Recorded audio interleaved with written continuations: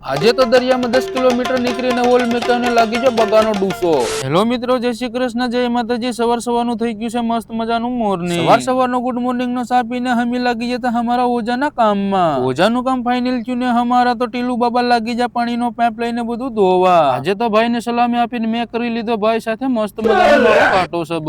ફેશનનું કામ બધું ફાઇનલ થયું ને અમે આવી જાય ગરમ ગરમ નાસ્તો કરવા. નાસ્તામાં બનાવ્યું હતું આજે રોટી બાવો. આ રોટી બાવો કોણે ખાધું છે જરા કોમેન્ટ કરી દેજો. બપોરના 12 વાગ્યાને અમે ચાલુ કરી દીધું અમારો ઓલ ઉપાડવાનો. અડધું જાર ઉપાડીને નવીરા પેડાતા તો થઈ ગયો ભાઈ મોટો બધી બગાનો લોચો.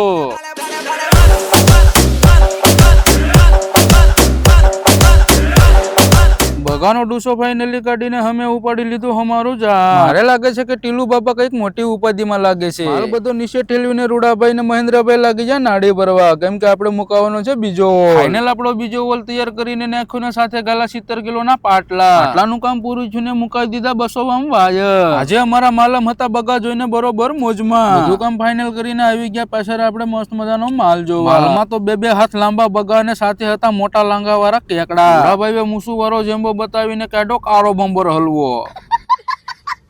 બપોરાના 12 વાગ્યાને હું નીકળી જો બપોરા કરવા. ફાઇનલી આપણે આગળ આવીને જોયું તો અહીંયા કાઢી નાખા ભાતના ને કાકડીના ડૂસા. બપોરાનું જમીને આપણે આવી ગયા કેબિનમાં, કેમ કે 2 કલાકનો આરામ આપણે ટંડેલે પણ બપોરે આપવો પડે. સાંજના 3 નો સમય થયો ને હું આવી ગયો મોઢું ધોવા. ટીલુ બાબા લાગે છે કે કોઈના સપના જોશે. ધાબરાને મોટી બથ ભરીને હુતા છે. આગળ આવે ને મહેન્દ્રભાઈ ભેરી કપમાં રગડા જેવી છે. ગરમ ગરમ ચા પીને હું આવી ગયો મારી કેબિન ઉપર. અને હા, આવા જ વિડીયો જોવા હોય તો અમારા વિડીયોને લાઈક કરી ચેનલને સબસ્ક્રાઇબ કરતા જજો. Bye bye.